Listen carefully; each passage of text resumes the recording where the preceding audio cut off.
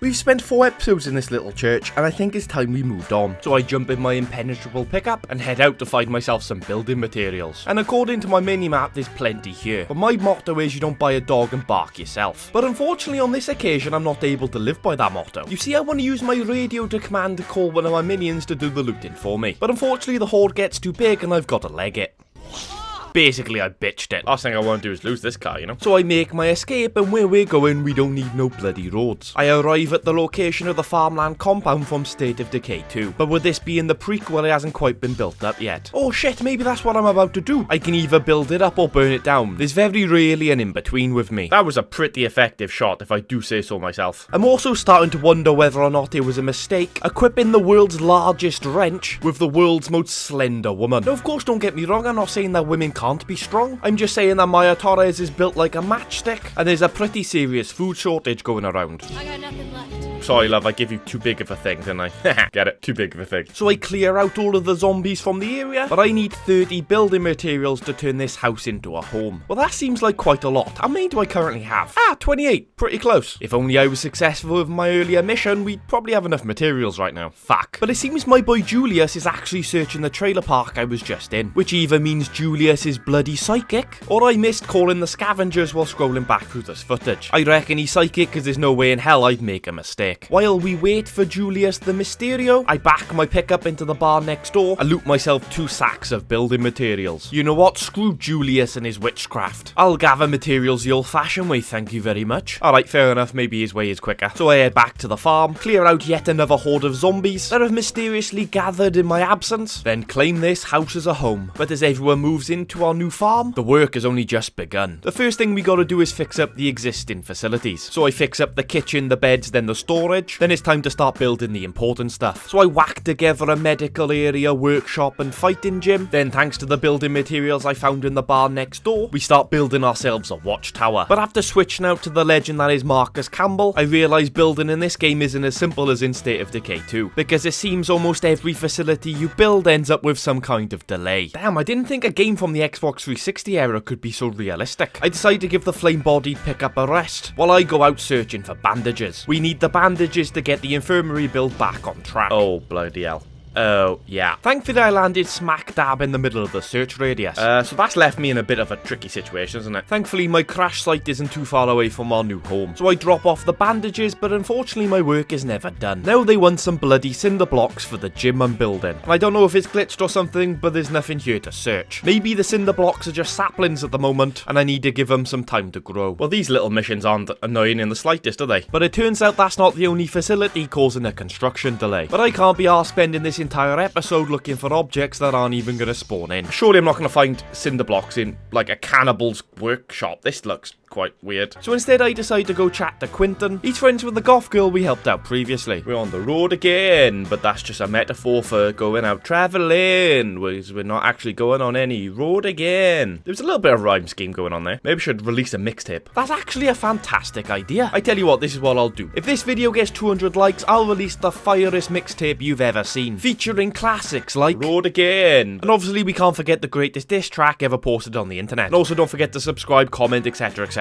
So anyway, I meet up with Quinton, and he's like, bro, there's something going on with Becca. I'm like, who the hell is Becca? And he's like, it's the goth girl you simp over every episode. So basically, he's a bit suspicious because Becca was referred to as Alex by the sheriff. He asks if I'd go chat to him, and I agree, taking his shiny new Escalade as compensation. So I arrive at the courthouse, but the sheriff's not currently here. So I listen into these girls' conversation, and it turns out they're starving. But I can tell you exactly who isn't starving, that bloody judge. She was a mighty thick snack if my memory serves me correct. Anyway, this bloke tells me that the sheriff has gone off hunting for ferals, so I've got to search the area looking for the big bastard. But I don't find any ferals, nor do I find any hot cougars my emails are always telling me about. But luckily I do find the sheriff cowering upstairs like he's some kind of Anne Frank wannabe. He agrees to tell me everything he knows about Becca as long as I help him hunt down a feral. Jesus. I quickly jump into one of my previous vehicles and take off. Let's not worry about a juggernaut right now, especially if you're only after ferals. Oh, for Christ's sake, how's there another one by there? I've never seen so many juggernauts. I find the feral hiding out in this little garage, and thanks to a little tactic I like to call don't stop shooting until everything stops moving, the feral goes down. But the sheriff decides he wants to have a conversation from across the lane. I mean, could we get a little bit closer? There's lots of zombies around. It turns out before the apocalypse, Becca's real name was Alex, and she used to suck cock for crack. That's how the sheriff knows her. He used to participate in her services. Sorry, I mean arrest her. Now it seems I'm gonna have to make a decision. Do I tell Quentin the reason Becca was so good in the sack is because she's quite literally a paid professional, or do I respect the privacy of a former sex worker? Also, she might have some spare crack she don't mind sharing. This is an incredibly tough decision, and the wrong decision in the apocalypse could be the difference between life and death. So I'm like, look mate, if you want to inquire about a girl's past, don't ask a stranger to go behind her back. If you want to find out exactly how many cocks she sucked for crack, you gotta ask her yourself. After that, I decide to keep the Escalade, seeing as the flaming pickup truck is in, like, well, slightly terrible condition. So I decide to go chat to Ray Santos. And before I get there, I speak to Lily on the radio, and basically it seems that this guy is just too good to be true. He once gave Lily's father 10 grand in cash, so Lily could get life-saving surgery. And could the Americans out there please, for the love of God, explain how that works to me? I just cannot imagine turning up to a hospital with a duffel bag full of cash. Yeah, right, but I'm here to pay for my appendix removal. Is there any chance I could get a VAT receipt with that? Anyway, I meet with Ray on the rooftop, and he tells me all about his family tree. I'm like, look mate, I don't care, I didn't even bloody ask. He claims he just wants to help out in whichever way he can. For example, if I ever need a car, just radio him and he'll be able to hook me up. Well, I am suspicious of him, but if there's one thing I go through a lot of, it's cars. Anyway, after surveying the rest of Marshall, I decide to take down a nearby infestation. And thankfully I packed plenty of Molotovs for this exact eventuality. Also, machine gun goes boom boom. Look at me, I'm a legend, I save everyone. Somehow the infestation gets cleared even though there's 151 different kinds of zombies about. But hey, whatever, I don't care, I'll take any victory I can. I then find myself a hot piece of American muscle, but apparently Keanu Reeves didn't survive the apocalypse, so I just had to put up with this vehicle. And after swapping all the supplies I've gathered so far from one boot to another, it's time to go gather even more. Lily has told me of another Clio supply drop, but this is without a doubt the most dangerous I've faced so far. Right, I'm pretty confident I can take out a jug, but it's not the juggernaut you want to be worried about, mate. Oh shit, is that a bloater? Killed one of each freak with your car. I just got a notification for that. In fact, I just realised I'm getting covered. Oh god. Who'd have guessed that bloaters would work the same way across both State of Decay games? I most certainly did not see that coming. But I'd say the bloaters are the least of our concerns right now. Get out of the way. Pop the snack, Marcus. Eat it faster, you prick. Get ready for that firebomb. That's him. That's him. I then pause to watch them all die in perfect synchronization. That is the true power of the Molotov. But I still need to get that juggernaut out of the way. And of course, I could probably sneak in, avoid the zombies, avoid the juggernaut, get what I need and sneak back to the car. But when have I ever done anything the smart way?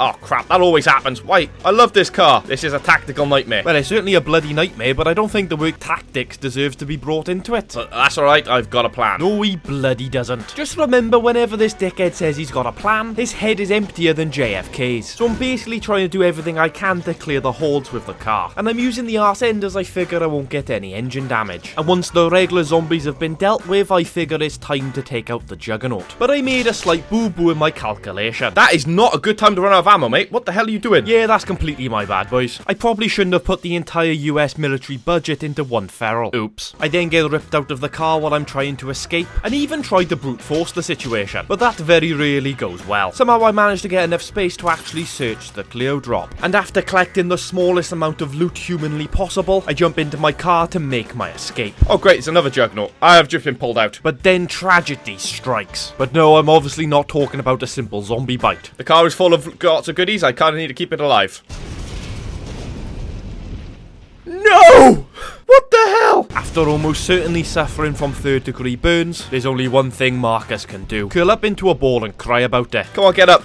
Get up. Now's not the time to be a pussy, Marcus. Oh yeah, we've done the mission. Great. Mercifully, there's an abandoned pickup at the house nearby. Although I say abandoned, I didn't even knock on the door to ask. So I may have just committed Grand Theft Auto. Weirdly though, Ray decides to radio at this point. And he's like, yo mate, you know I said I could sort you out with a car? Well, I got one ready for you, big boy. Well, that might seem a bit sus to me, but okay, I'll go with it. But it gets even more suspicious. He sorted me out with the exact replica of the car I've just lost. So either Ray Santos is stalking me, or something more sinister is afoot. The car did seem to explode rather randomly. What if it was Ray who fitted an explosive device? I'm gonna have to keep a very close eye on this man. And what's a better way to keep an eye on him than becoming the man's Uber driver? Some friends of his need some car parts, and I've got to take him to deliver them. But on the way, I pull over to search this warehouse and find more shit I need to finish off building my facilities. Cinder blocks and heavy gloves. What a score. Ray then shows off a bit of his psychotic side by requesting I run over hordes and hordes of innocent zombies. And look, obviously I've got to do it. I'm undercover, I need to find out exactly what makes this man tick. We then arrive at his friend's place and deliver them the car parts they requested. And the only form of payment Ray asks for is some spare lumber from the barn. It's supposedly for another group of survivors, and Mr. Farmer Man is happy to give it to him. I'm always suspicious of a man who does charity work without asking for compensation, especially during the apocalypse. You can't even claim it as a tax write-off. Anyway, with that done, we can head home to drop off the supplies to finally finish our construction. And as if I haven't done enough for these knobheads, Jacob then asks if I can train him to be as kick-ass as I am. But I'm like, listen here kid, you can't teach what I do, but I could probably show you enough to stop being a whiny ass bitch. So we drive out to the middle of an orchard, and I tell him to smack up a zombie while I search these beehives. I find a couple of food resources which should go down well with the troops. I can then show Jacob the best way of beating zombies. Mashing the B button. Oh, Marcus, that was sick, bro. He then wants to try out his firearm capabilities, so I again drive him out to a quiet place. But when he misses his first shot, he then goes back to beating them. But to really show Jacob the best way to clear out zombie hordes, I decide to call the military for an artillery strike. Shit. I managed to roll away before the bombs stopped dropping. Go, there you go, that's him. Oh my. For the second time today, Marcus has been involved in a car bombing, and unfortunately as his skin sizzles away, we unfortunately have to say goodbye to Marcus Campbell. Oh wait, no we don't. Marcus is just built different, and to think all that food supplies just went up in flames.